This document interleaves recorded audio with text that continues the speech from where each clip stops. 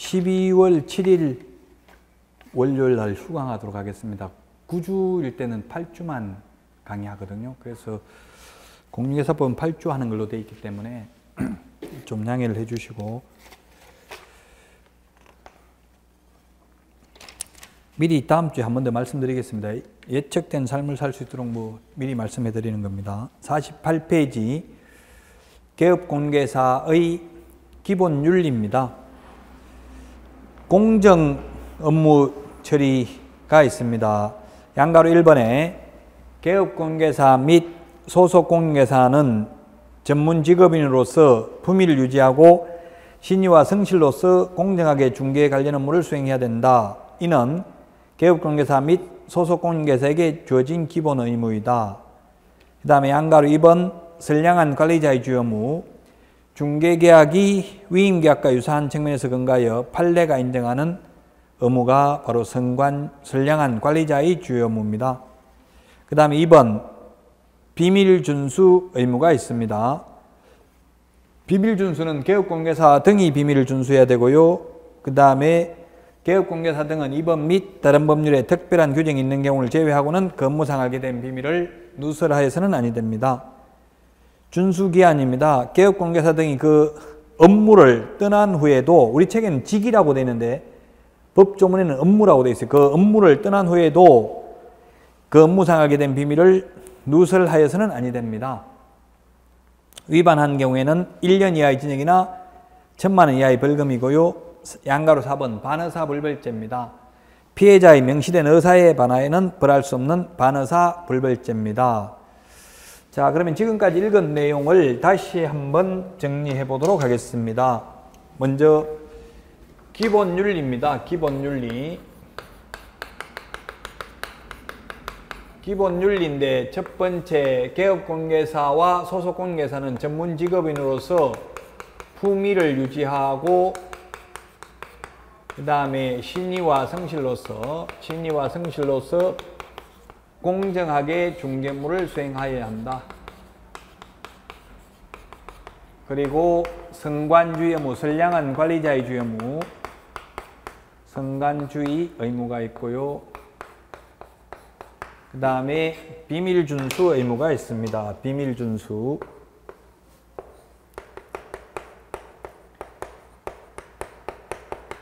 이걸 기본 윤리라고 하는데, 품위유지, 신의성실, 공정중개, 이것은 개업공인중개사와 소속공인중개사에 대한 의무입니다.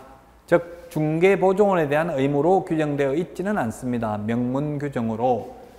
그러면 우리 시험에 아직까지 어떠한 것이 품위유지에 위반되는지, 신의성실에 위반되는지, 공정중개에 위반되는지 묻지는 않았습니다.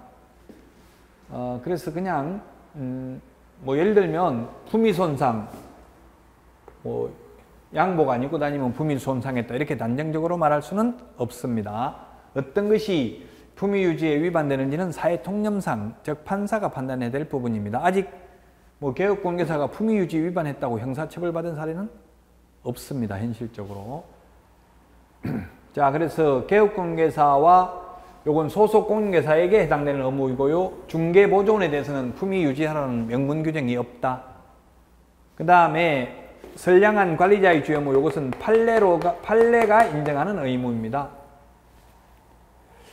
고도의 주의 의무가 아니고 선량한 관리자의 주의 의무라는 것은 보통 사람, 평범한 사람, 평균치 사람이 지켜야 될 의무만 지키면 됩니다. 그래서 만약에 개업공개사가 의뢰인에게 1억 원의 손해를 입혔다 하더라도 판사한테 소송을 하면은 판사는 의뢰인도 직접 집을 사면서 등기사항 증명서 등을 열람해보지 아니한 과실이 있으므로 의뢰인의 과실 비율 50%를 상기하고 5천만 원을 배상함이 상당하다, 이런 식으로 판결이 나와요. 즉 고도의 주의 의무가 있는 게 아니라 선량한 관리자의 주의 의무라는 것은 일반 사람, 평범한 사람, 평균치 사람이 지켜야 될 의무가 선량한 관리자의 주의 의무입니다. 그래서 절반의 책임은 통상적으로 의뢰인에게도 있습니다. 물론 무조건 50%라고 단정 지을 수는 없지만, 그러니까 여러분들은 현업에 나가더라도 이건 선량한 관리자의 주의 의무만 부담할 것이 아니라 사실상 고도의 주의 의무를 다 해야 되겠죠. 이 선량한 관리자의 주요 의무, 민법에는 선량한 관리자의 주요 의무라는 말이 명문 규정이 있습니다. 위임에 보면. 근데 우리 공인중개사법에는 명문 규정은 없고 판례로서만 인정하고 있습니다. 그래서 시험에 다음 중 법령상, 우리 공인중개사 법령상 의무가 아닌 것은 이렇게 시험에 출제됐어요. 법령상 의무가 아닌 것은 하면은 바로 4번입니다. 선량한 관리자의 주요 의무는 판례로서 인정하고 있고요. 법에는 규정이 없습니다. 선량한 관리자의 주요 의무는. 자, 그 다음에 비밀준수 의무는 개업 공인중개사에 대해서 비밀을 지킬 뿐만 아니라 직원들도 비밀을 지켜야 됩니다. 그래서 개업공개사 등의 비밀준수 의무입니다. 개업공개사 등의 비밀준수 의무입니다. 자, 이 개업공개사 등 한 번 더 보겠습니다. 앞에서 본 것 같은데요. 결격사유에서 개업공인중개사 등이라고 하면은 개업공개사뿐만 아니라 직원들까지 포함합니다. 소속공인중개사, 중개보조원, 중개법인의 임원 또는 사원을 다 합해서 개업공개사 등이라고 하고요. 우리 공인중개사법에 개업공개사 등이라는 표현을 쓰는 게 5번이 있습니다. 법 제10조 개업공개사 등의 결격사유가 있습니다. 개업공개사 등의 결격사유가 있고요. 그 다음에 법 제12조 2항, 법 제12조 2항에 보면은 법 제12조 2항에 보면은 개업공개사 등의 이중소속 금지라는 말이 있습니다. 그 다음에 법 제29조 제2항에 보면 개업공개사 등의 비밀준수 의무가 있습니다. 그 다음에 법 제33조에 보면 개업공개사 등의 금지행위라는 말이 있습니다. 지금 결격사유, 이중소속 오늘까지 이 3개는 지금까지 공부한 겁니다. 이제 앞으로 남은 게 4번, 5번 남았습니다.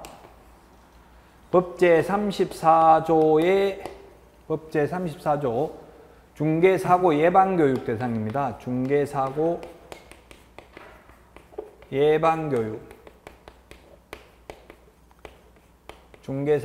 예방교육 대상이 개업공개사 등입니다. 개업공개사 등에 대해서 중개사고 예방교육을 실시할 수 있습니다. 자, 그래서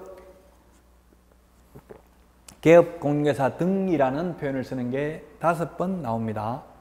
신성실, 품위유지, 공정중개 이런 것들은 개업공개사 등이 아니고 개업공개사와 소속공개사입니다.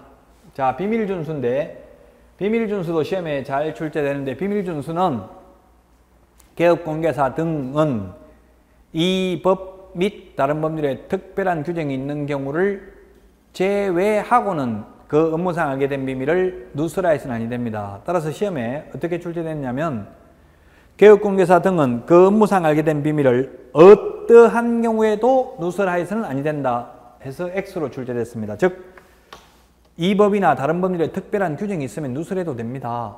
예를 들면 이 법에는 어떤 규정이 있나요? 이 법에 보면 확인 설명 의무가 있습니다. 매도인이 있고 매수인이 있습니다. 그 다음에 개업공개사가 있습니다. 이 의뢰인과 개업공개사가 맺는 계약을 중개계약이라고 부른다고 했어요. 중개계약이고 중개가 완성되었을 때 거래 당사자 간에 맺는 계약을 거래계약이라고 합니다. 거래계약이라고 한다. 그래서 중개계약, 거래계약은 꼭 기억을 해야 되고요. 그래서 매도인이 예를 들면 제가 사는 동네 3번에서 실제 있었던 사건입니다. 살인사건이 났습니다. 부인이 남편을 부부싸움 했어요. 그래서 부인이 뛰어내려서 죽으려고 했어요. 10몇 층에서. 그러니까 남편이 내가 죽게 왜 죽냐 네가 이렇게 해서 말려서 죽지 말라고. 그러면 부인이 그럼 네가 죽으라 해가 밀어뿌려가지고 죽었어요. 진짜로. 근데 자살로 처리됐어요. 죽인 거 증거가 없으면 판사는 절대 진리를 판결하는 사람이 아니라 오로지 증거만 볼 뿐이에요. 그렇죠? 그래서 이제 여러분들이 이 법을 배우면 나한테 유리한 증거는 남기고 불리한 증거는 없애는 습관을 기르는 게 굉장히 중요하겠죠. 법적으로만 본다면 도덕적인 걸 다 배제하고. 자, 그래서 개업공개사한테 팔아달라고 하면서 이게 살인사건 났다는 말 하지 말라, 비밀 지켜달라고 했어요. 근데 개업공개사가 매수인에게 이게 살인사건 난 집이다 이렇게 설명을 했어요. 확인 설명을.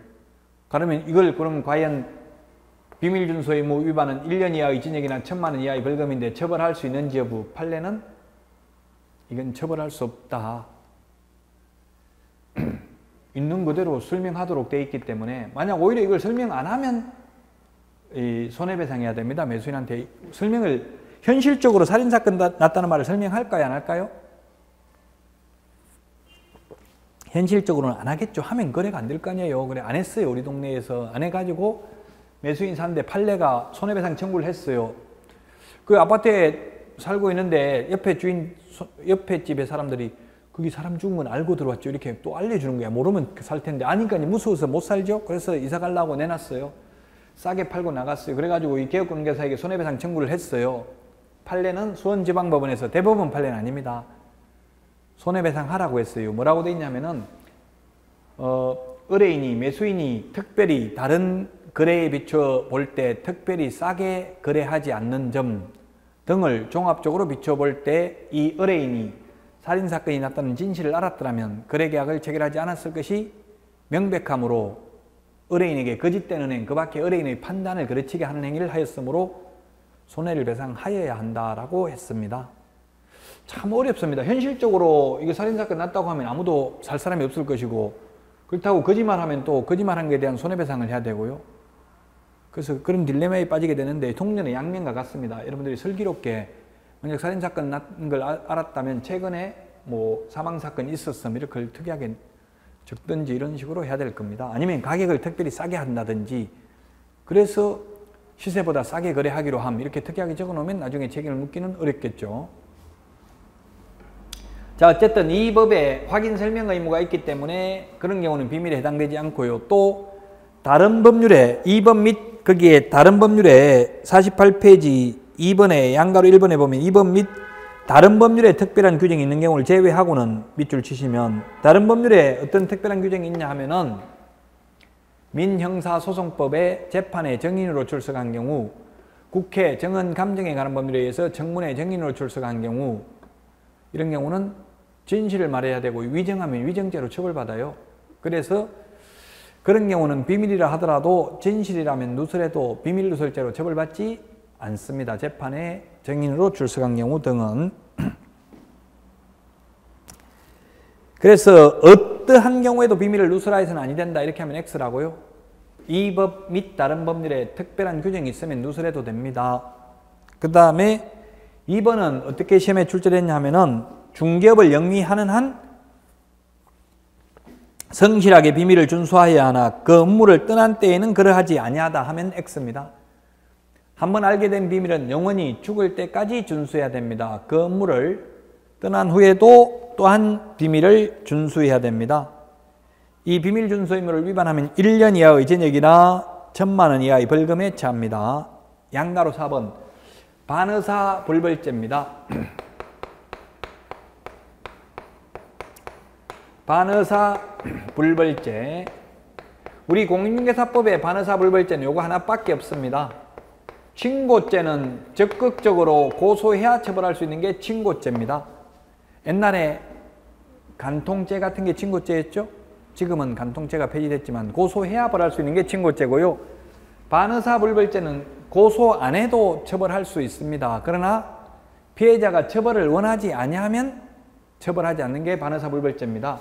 단순 폭행죄라든지 이게 비밀 준수 의무 위반이라든지 그 다음에 뭐 정보통신망 이용 촉진 및 정보보호에 관한 법률에 따른 명예훼손죄라든지 이런 게 반의사 불벌죄입니다. 가만히 있으면 처벌할 수 있는데 피해자가 처벌을 원하지 않습니다 하면 처벌 못합니다. 그래서 당사자 간에 합의하고 처벌을 원하지 않습니다 하면 처벌 안 하는 게 반의사 불벌죄입니다. 자, 그래서 이 비밀 누설을 했다 하더라도 피해자가 처벌을 원하지 않으면 벌하지 않습니다. 그런데 피해자가 처벌을 원한다, 원하지 않는다 아무 말도 안 하면 처벌받죠. 징고죄는 적극적으로 고소해야 처벌받는 게 징고죄고요. 여러분들이 처음 만약에 공부를 하신다면 이 반의사불벌죄, 징고죄 이런 모르는 용어가 나오면 네이버나 다음이나 인터넷에 검색해 보시면 돼요. 공부하는 요령이 지금은 얼마든지 검색해 보시고 또 질문하고 이러면 훨씬 이해하기가 쉽습니다. 반의사불벌죄는 오직 하나밖에 없다. 바로 이 비밀 준수 의무 위반 딱 하나밖에 없습니다. 자, 기본 윤리에서도 한 문제가 출제가 되고요, 보통. 그 다음에 제7절 손해배상 책임과 업무 보정 설정, 여기에서도 시험에 두 문제 출제됩니다. 손해배상 책임과 보정 설정, 제7절 손해배상 책임과 보정 설정입니다.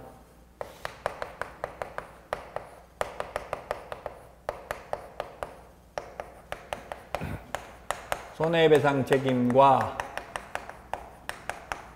보정 설정.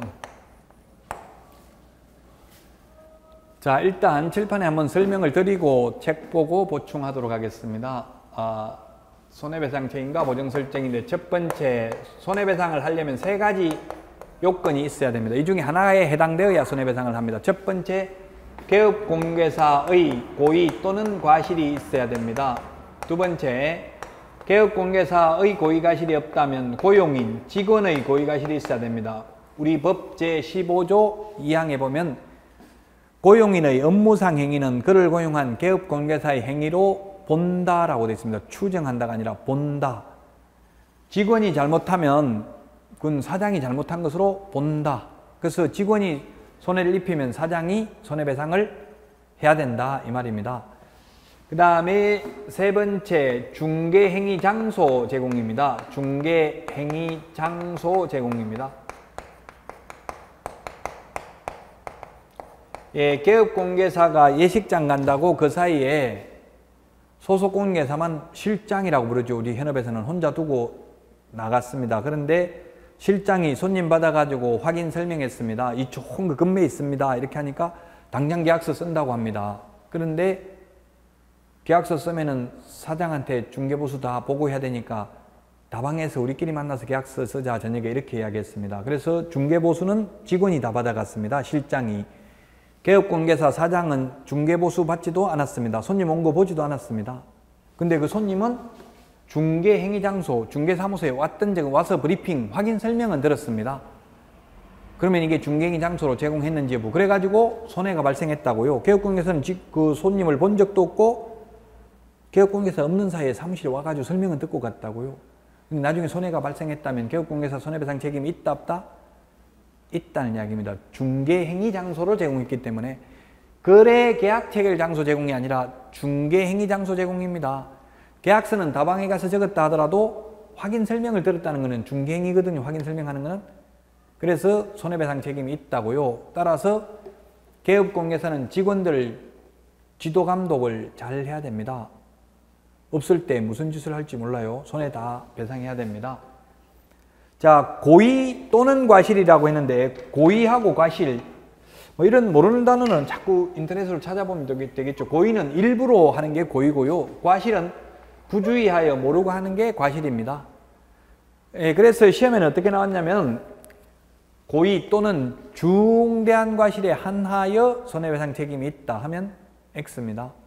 아무 말 없이 고의 또는 과실이기 때문에 모든 고의, 모든 과실 다 포함입니다. 고의는 확정적 고의, 미필적 고의 다 포함됩니다. 미필적 고의는 뭐 우리 시험에 안 나오겠지만 어쨌든 모든 고의, 모든 과실입니다. 과실은 중대한 과실, 경미한 과실, 추상적 과실, 구체적 과실 다 포함입니다. 모든 고의, 모든 과실이 손해배상 책임이 있습니다. 왜 이런 말씀을 드리냐면 우리 상가금물임대차보호법 제10조에 보면은 계약갱신 요구를 거절할 수 있는 사유에 보면 임차인이 임대물을 고의 또는 중대한 과실로 파손한 경우입니다. 고의 또는 중대한 과실로 파손한 경우에는 계약갱신 요구를 거절할 수 있습니다. 근데 우리 공인중개사법 제30조에는 경미한 과실로 손해를 입혔다 하더라도 손해배상을 하여야 합니다.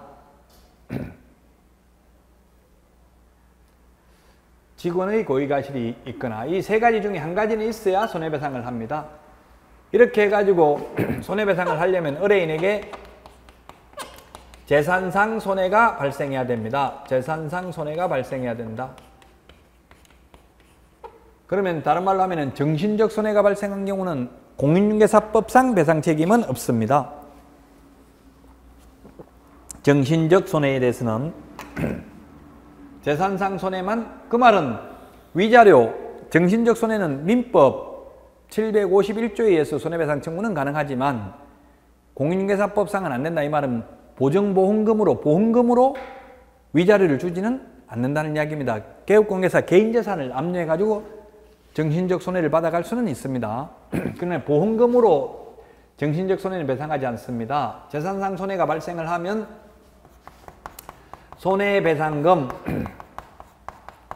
손해배상금 지급 청구를 합니다. 지급 청구를 하고, 지급 청구는 손해를 입은 의뢰인이 보증기관에다가 청구를 합니다. 그러면 청구를 하면 손해배상금을 보증기관이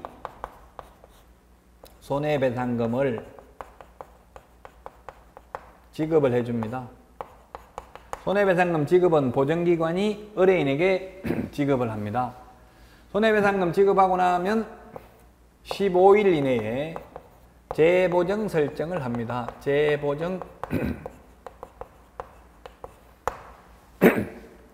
재보정 설정을 하는데, 재보정 설정은 첫 번째 서울보증보험이나 협회,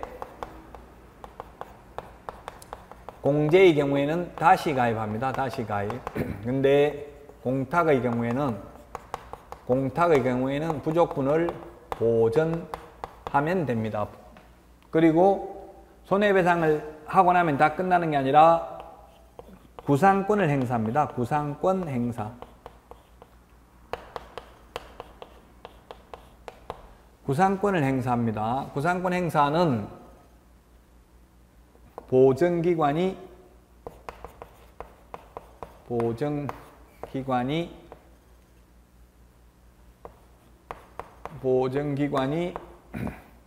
개업공개사에게 구상권을 행사하고, 개업공개사는 다시 고용인, 직원의 고의가실이 있다면 직원에게 구상권을 행사합니다. 개업공개사 너가 갚아야 될 돈을 내가 대신 갚았으니 내가 갚은 돈을 다시 돌려달라고 요구하는 것을 구상권이라고 합니다. 이 구상권이라는 말도 민법 용어니까 인터넷으로 검색을 해보시면 됩니다. 너가 갚아야 될 돈을 내가 대신 갚았으니까 돌려달라. 또 직원이 잘못했다면 직원에게 개업공개사는 너가 갚아야 될 돈을 내가 대신 갚았으니까 돌려달라. 이렇게 구상권을 행사할 수 있습니다.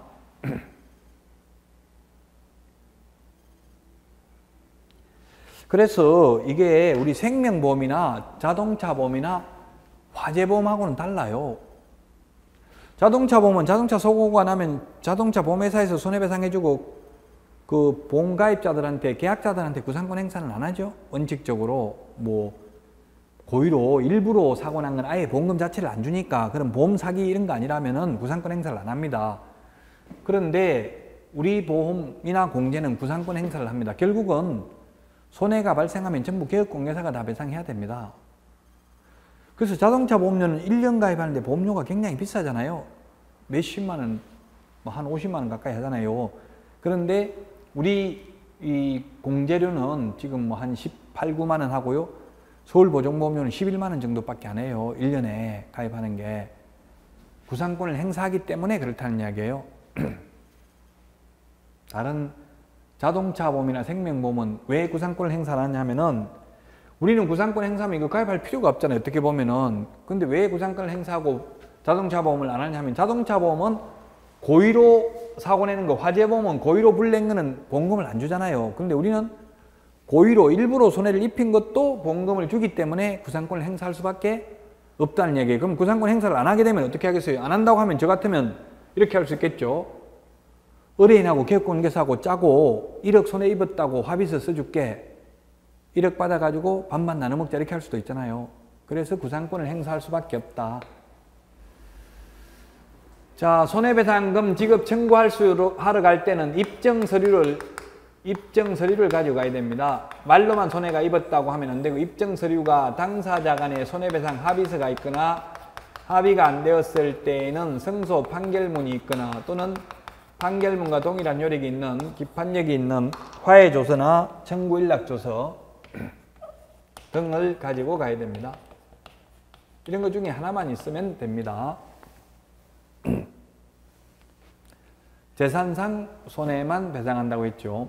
이 재산상 손해 발생과 고의가실 사이는 인과관계, 견연성, 상관관계가 물론 있어야 됩니다. 이 숫자 15일도 중요합니다. 지금 여기 내용에서 한 문제가 시험에 출제되고요. 자, 그러면 이런 손해를 배상하기 위해서 무자력인 사람, 재산이 없는 사람이 있기 때문에 보정설정을 해야 됩니다. 보정설정. 보정설정 방법은 세 가지 방법이 있습니다. 첫 번째, 보정보험, 서울보정보험에 가입하는 방법이 있고요. 그 다음에 한국공인중개사협회 공제 가입하는 게 있고요. 법원에다가 공탁하는 방법이 있습니다. 이 세 가지 중에서 아무거나 선택해도 됩니다. 세 가지 다 선택해도 되고 이 중에 하나만 선택해도 됩니다. 아까 말했지만 공제료가 좀 비쌉니다. 한 19만 원, 보정보험은 11만 원 정도밖에 안 합니다. 그래도 지금 현실적으로 90% 이상이 전부 협회 공제를 가입하고 있습니다. 협회 공제를 대부분 가입하고 있어요. 현실은. 왜냐하면 공제 가입을 해야 뭐 협회 정보도 공유할 수 있고 이렇기 때문에요. 이 중에 아무거나 가입해도 됩니다. 시험에는 아니고 모의고사에 이렇게 나온 적이 있어요. 이 중에서 하나를 택일하여야 한다. 이렇게 해가지고 O로 돼 있더라고요. 엄밀하게 보면 택 2 해도 되고 택 3 해도 되기 때문에 X입니다. 그 시험에는 택일하여야 한다. 이렇게 나온 적은 없다고. 하나만 선택해야 되는 건 아니라고요. 택 2, 택 3, 세 개 다 선택해도 됩니다. 물론 하나만 선택해도 되고요. 단 공탁을 한 공탁금은 개업공개사가 사망을 하거나 폐업을 하더라도 3년 이내에는 회수할 수가 없습니다. 왜냐하면 민법의 손해배상 소멸시효가 손해가 발생한 날로부터 10년, 손해가 있음을 한 날로부터 3년이 지나면 시효로 소멸합니다. 그래서 3년 동안은 공탁은 회수할 수 없습니다. 공탁이라는 건 뭐냐면 현금을 법원에다가 맡기는 게 공탁입니다. 그래서 맡겼는데 찾아가고 없는데 손해배상 소멸시효가 아직 안 끝났기 때문에 손해배상 청구가 들어올 수도 있죠.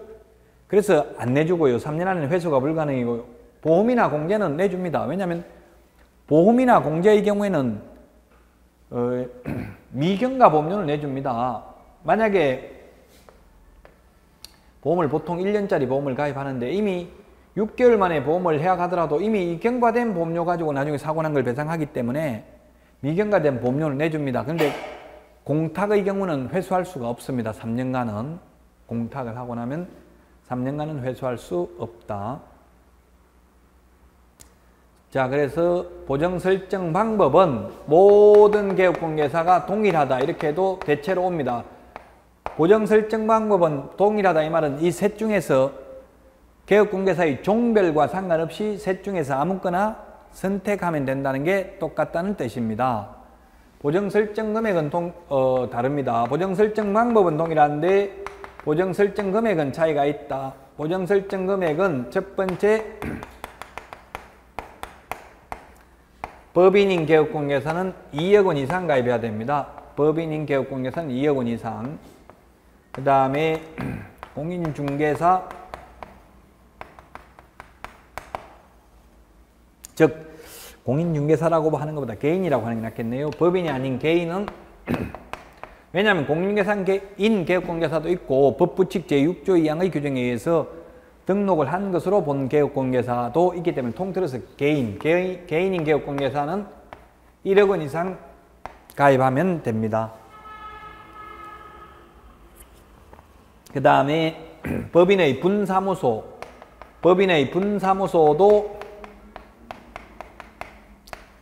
1억 원 이상 가입을 해야 됩니다. 법인의 분사무소도 1억 원 이상 가입해야 되고 그 다음에 지역농협은 1,000만 원 이상 지역농협은 1,000만 원 이상 가입을 해야 됩니다.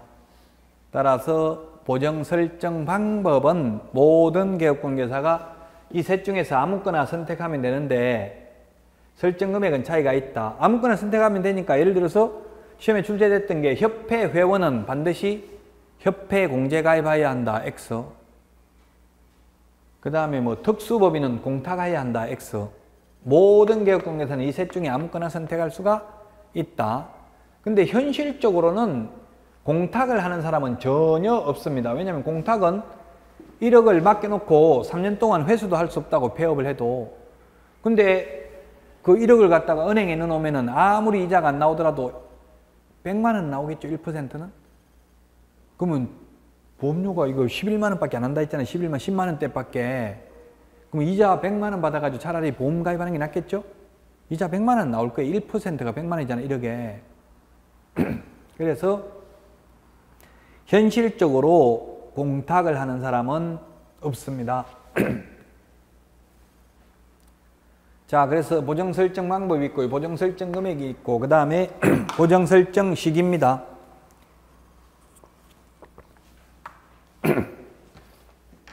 보정 설정 시기. 보정 설정 시기는 첫 번째 처음에 보정 가입을 하는 것은 처음은 등록 후 등록증 교부전입니다. 등록 후 등록증 교부전입니다. 등록 후 등록증 교부전. 즉 무등록 개업공개사는 보험을 가입하고 싶어도 가입할 수가 없습니다. 왜냐하면 무자격자를 가입시켜줘 버리면 자격증도 취득하지 않고 보험 가입해버리고 보정증서를 걸어놓고 손님 들어오면 자 서울보정보험에서 다 책임진다. 비록 나는 자격증은 취득하지 않았다 하더라도 그래서 안심하고 그래 해라. 이렇게 하다가 보면 의뢰인들이 불척의 피해를 입을 수가 있겠죠. 그래서 무등록 개업공개사는 보정가입을 미리 할 수가 없습니다. 등록을 하면 이미 개업공개사죠. 그래서 등록 후 등록증 교부전 또는 업무개시 전이라고도 합니다. 법조문에는. 업무개시 전에 보정가입을 해야 됩니다. 그런데 분사무소의 경우에는 분사무소는 지사, 지점 개념이라고 했죠. 분사무소 설치 신고할 때는 미리 보정가입을 해야 되고요. 이거는 3번은 아직 안 배웠는데 뒤에 가면 나옵니다만은 매수 신청 대리인 등록 신청 매수 신청 대리인 등록 신청도 미리 보정가입을 하여야 합니다. 매수 신청 대리인 등록 신청. 지금은 잘 모르는 용어라 하더라도 계속 미리 들어놓는 게 좋습니다. 자, 그 다음에 보정의 변경입니다. 보정의 변경. 그 다음에 만료되었을 때, 그 다음에 재설정. 변경은 효력 있는 기간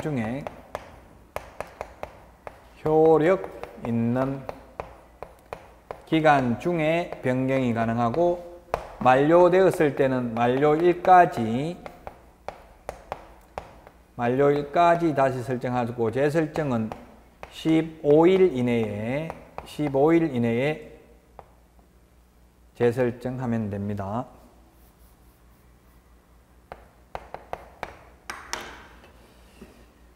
자, 그러면 변경은 효력 있는 기간 중이라고 했는데 보통 이 보험가입을 주로 1년부터 5년짜리까지 상품이 현재 우리나라에 출시되어 있습니다. 서울보정보험에. 그런데 대부분은 1년짜리를 많이 가입합니다. 왜 1년짜리를 많이 가입하냐면 이게 시험에는 물론 나오진 않는데 이게 웃기게 돼 있어요. 1년, 2년, 3년, 4년, 5년. 만약에 5년짜리를 처음에 바로 딱 가입을 하면은 만약 1년짜리 가입을 하면 보험 공제료가 20만 원이라면 5년짜리 가입하면은 단순히 산술로 쪽으로 더하면은 100만 원이 돼야 되잖아요. 그럼 장기로 가입하면 예를 들면 한 90만 원 이렇게 좀 쌉니다. 더 보험료가, 공제료가. 그래서 덜커덩 5년짜리를 만약에 가입을 했어요. 그런데 우리나라 모든 사업의 통계가 개업하고 1년 안에 망할 확률이 굉장히 높아요. 어떻게 해가지고 그냥 폐업을 해버려 1년 만에. 그러면 중간에 해약한 게 돼가지고 이 4년 공제료가 해약환급금이 나오기 때문에 얼마 안 나와요. 예를 들어서 90만 원 넣어가지고 1년 만에 해약하면은 40만 원도 안 나올 수가 있어요. 해약환급금이. 그래서 웃긴다고요. 이게 해약하면 아예 안 돌려준다고요. 5년짜리 가입해가지고. 그러니까 1년짜리 가입하는 게 좋아요. 망할지도 모르기 때문에 몇 년 해보고 이제 자신이 현실적으로 5년짜리 하는 사람은 거의 없어요. 1년짜리 하는 게 가장 바람직합니다. 현실적으로. 그럼 만약에 1년짜리를 가입했어요. 1년짜리. 그러면 1년을 가입했는데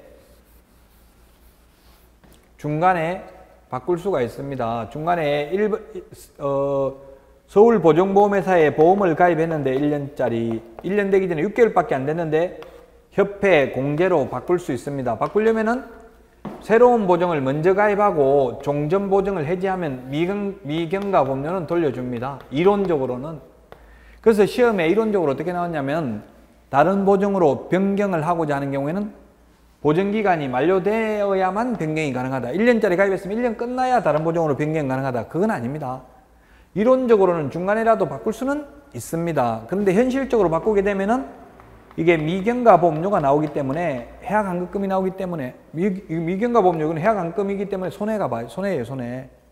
현실적으로는 만기 끝나고 변경하는 게 좋고요. 이론적으로는 중간에 바꿀 수도 있다. 바꾸면 안 된다는 아닙니다. 효력이 있는 기간 중에 언제든지 변경이 가능하다고요. 빨리 바꿀 수도 있어요. 빨리 바꾸면 그만큼 해약환급 손해가 많겠죠? 굳이 현실적으로 바꿀 필요는 없지만 이론적으로는 예를 들어서 자동차 보험도 마찬가지예요. 뭐 삼성화재에 가입했다가 현대화재로 1년 만기 전이라도 바꿀 수는 있어요. 그 자동차 책임보험하고 비슷하네요. 이것도 의무보험이죠. 중개업을 하려면 무조건 의무적으로 가입해야 된다고요. 싫다고 안 할 수가 없어요. 보증보험이나 공제, 공탁 셋 중에 하나는 반드시 해야 됩니다.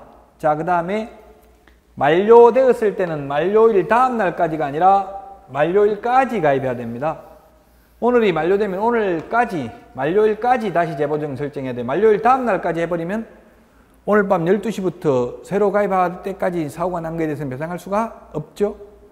뭐 중개를 밤 12시 하면 안 된다, 새벽 2시 하면 안 된다 이런 말은 없잖아요. 그래서 만료일 다음 날이 아니라 만료일까지 다시 가입을 해야 됩니다. 그리고 손해배상을 해주고 나면 15일 이내에 재보증 설정인데요. 지금 현재 뭐 15일 이내 재보증 설정인데 한번 사고 나도 또 받아주는 거예요. 보험료만 조금 할증되고요. 아주 완전히 많이 할증시키든지 이렇게 해야 되는데 그래서 사고 낸 사람만 현실적으로 계속 내고 있는 추세입니다. 지금 뭐 약 8만 9천 명의 개업관계사가 있는데 1년에 손해배상 청구되는 건수는 그렇게 많지는 않아요.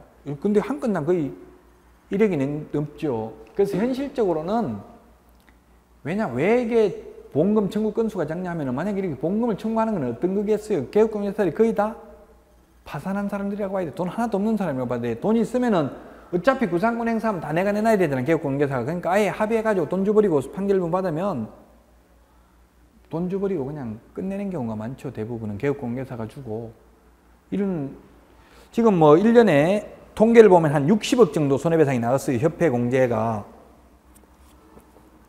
협회 공제료를 20만 원씩 받는다고 보면은 8만 9천 명이면 거의 한 200억 정도 돼요. 매수 신청들이하고 합하면 200억 정도 되는 공제금액에서 60억이 나갔으면 손해예요? 이익이에요? 협회는 손해라고 아우성이에요. 왜? 단순히 하면 남는 것 같지만 이게 사업비가 많이 들어가잖아요. 그 공제 모집하는 각 지회에 월급 줘야 되잖아요. 비용 들어가고 있기 때문에 또 사업비로 거의 다 써버렸기 때문에 오히려 적자라고 해요. 옛날에 한 20억 나가던 게 지금 60억 정도 나가요. 200억 정도 중에서 공제금이 나가는 게. 네.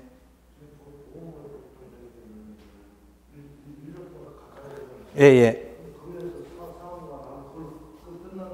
네, 끝나고 다시 가입해야 돼요. 15일 이내에.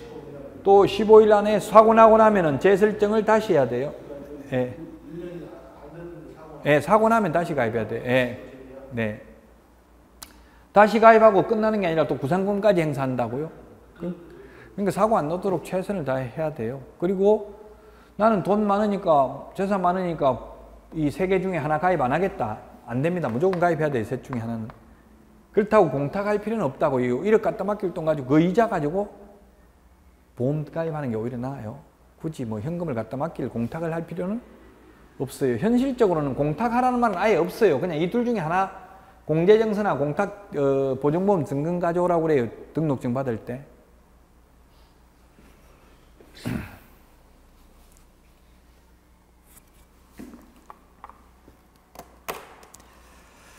자, 그러면 다시 한번 우리 교재를 보고 이때까지 했던 말들을 정리하고 또 칠판에 다 없는 내용은 보충하도록 하겠습니다.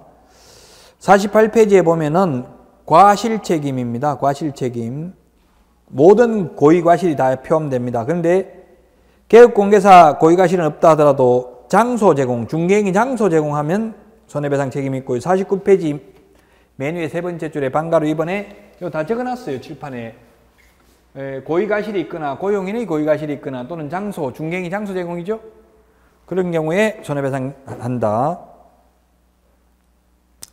양가로 3번 손해배상 성립 요건 좀 전에 했던 말이에요. 그대로 고의과실이 있거나 재산상 손해가 발생해야 되고 정신적 손해는 제외된다 했죠.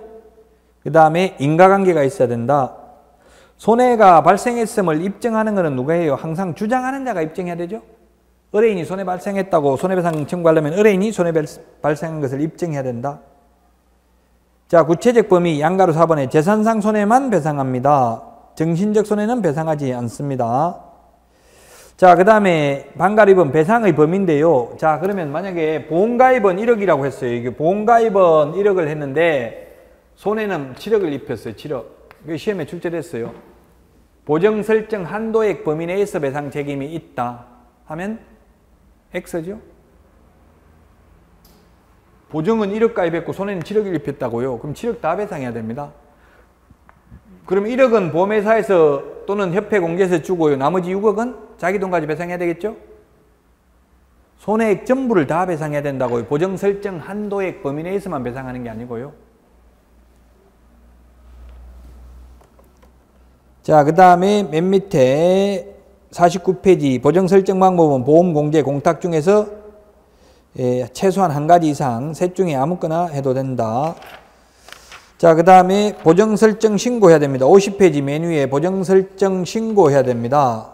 다만 예외적으로 보정기관이 보정사실을 등록관청에 직접 통보한 경우에는 신고를 생략할 수 있습니다. 그 다음에 방가로 2번 50페이지 재설정 신고입니다. 재설정 신고는 만료됐을 때는 만료일까지 하고요. 손해가 발생한 경우는 15일 이내에 재설정해야 됩니다. 그 다음에 방가로 3번 보정 등의 변경 신고입니다.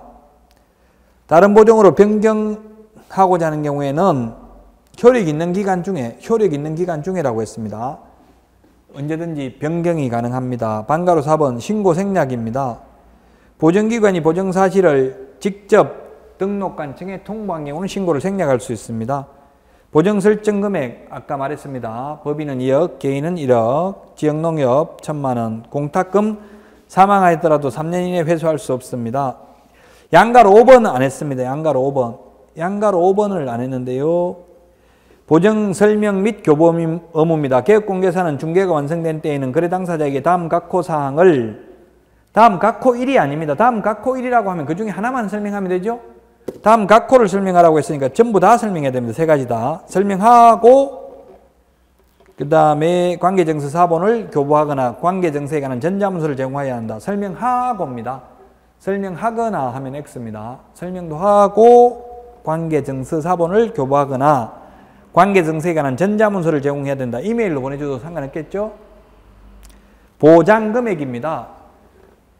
보장금액이 얼마예요? 보장금액, 보험금액입니다. 즉 1억, 2억 가입한 거잖아요. 보장금액, 개인은 1억이죠? 보장금액 설명해야 되고요. 즉 보험금은 설명해야 되고 보험료는 설명을 안 해도 됩니다. 보험금은 설명하는데 보험료는 설명 안 해도 된다.